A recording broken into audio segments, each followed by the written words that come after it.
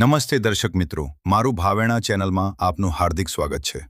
ભાવનગર ખાતે રવિવારે નવી મુંબઈની વિમાનની સેવાનો કેન્દ્રીય ઉડ્ડયન મંત્રી નાયડુ પ્રારંભ કરાવશે.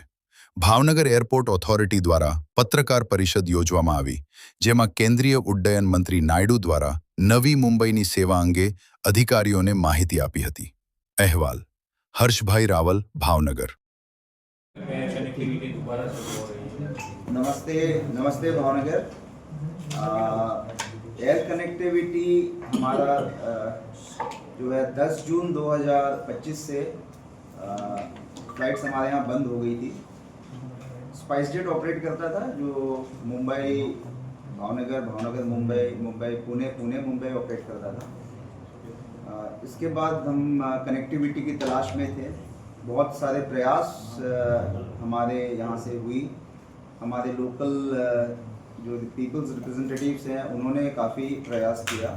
इसके पश्चात कल 29 मार्च 2026 से हमें 2 फ्लाइट्स इस एयरपोर्ट से मिल रही हैं नवी मुंबई के लिए। एक फ़्लाइट अर्ली मॉर्निंग होगा जिसका अराइवल 8:15 का होगा, डिपार्चर 8:35 का, और इवनिंग की फ़्लाइट जो होगी 8:30 का अराइवल होगा, 8:30 का अराइवल होगा और 8:50 का डिपार्चर होगा।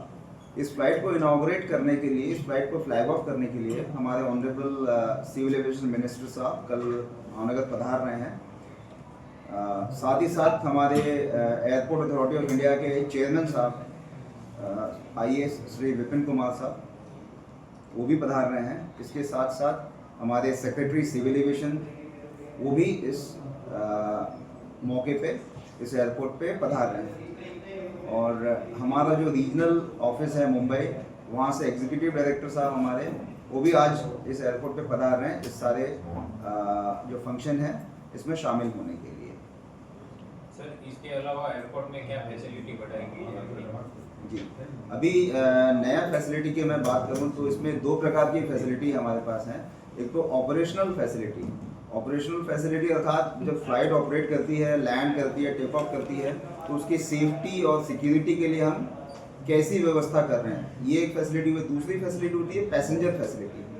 तो पहले ऑपरेशनल फैसिलिटी की बात करूं तो हमारा 2022 में नया हमारा जो रनवे है इसका रिकारपेटिंग हुआ है। बहुत ही बढ़िया रनवे है, बहुत ही जिसको बोला जाए स्टैंडर्ड रनवे है।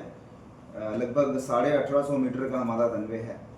हम यहाँ पे बोइंग 737 तक के जहाज़ों को लैंड करने के लिए लाइसेंस्ड हैं, जिसको हमें DGCA में लाइसेंस मिला हुआ है इस एयरपोर्ट के लिए।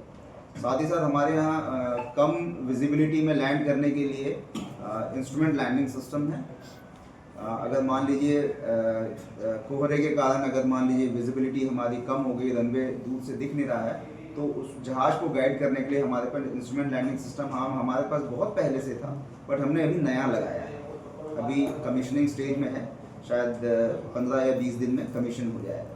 साथ ही साथ पैसेंजर फैसिलिटी की बात करें हम तो हमने बिल्डिंग का थोड़ा रिनोवेशन किया है अभी पिछले 6-8 महीने पहले, और इसके साथ हमने कुछ छोटी छोटी पैसेंजर से रिलेटेड सुविधाएं हमने ऐड की है, जिनमें एक छोटा लाइब्रेरी हमने इस्टेब्लिश किया है, जिसमें लोग उड़ान भरने से पहले जब सिक्योरिटी होल्ड एरिया में बैठते हैं, जो खाली समय है अपना उसका उपयोग कर सके, जिससे जो रीडिंग की हैबिट है वो बढ़ सके लोगों में।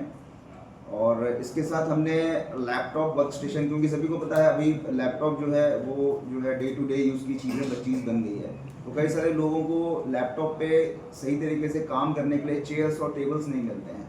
तो हमने यहाँ पे लैपटॉप वर्क स्टेशन बनाया है जिसमें चार्जिंग की सुविधा है, और साथ ही हमने हाई चेयर्स भी रखे हैं जिसमें वो आराम से बैठ के अपना लैपटॉप पे काम कर सकते हैं। साथ ही साथ हमने मोबाइल चार्जिंग स्टेशंस जो है वो लगाई है।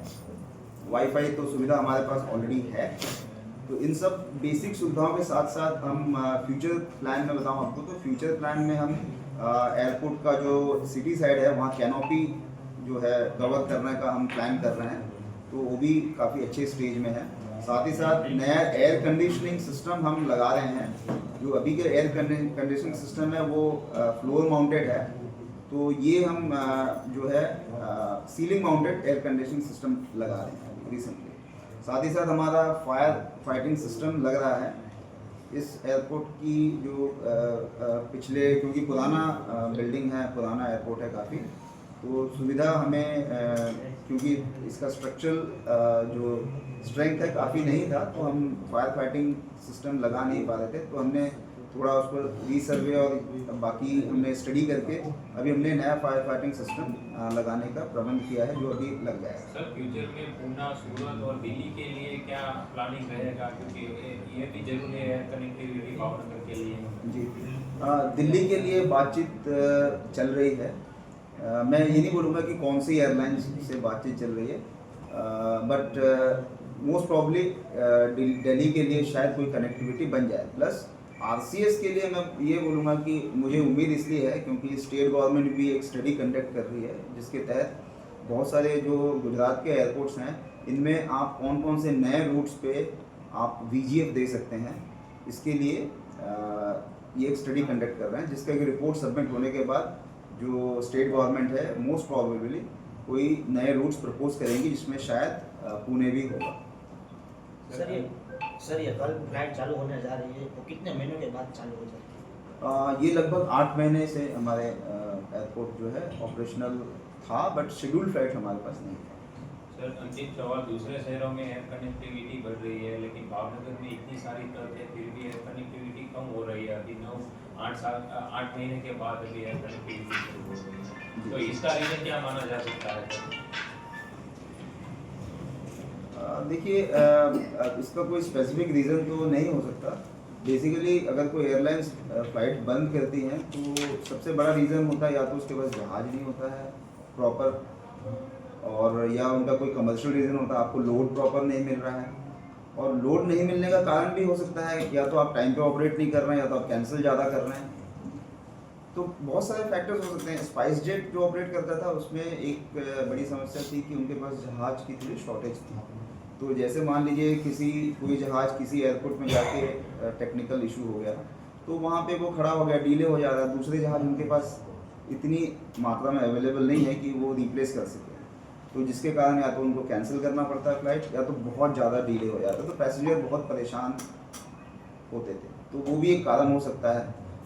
बट अभी जैसा आपको पता है, इंडिगो जो है नंबर 1 एयरलाइंस है, और कनेक्टिविटी के मामले में मैंने पिछले मेरे 25 साल के जो एविएशन एक्सपीरियंस है, मैं बोल सकता हूँ कि ये फ्लाइट चलती रहेगी, और इसके बाद हम दिल्ली, शायद पुणे, और भी किसी एयरपोर्ट जो भी हम कमर्शियली वाइबल हो, वहाँ हम फर्दर कनेक्टिविटी प्रोवाइड कर सकें, या इंडिगो के माध्यम से, या शायद कोई और एयरलाइंस के माध्यम से।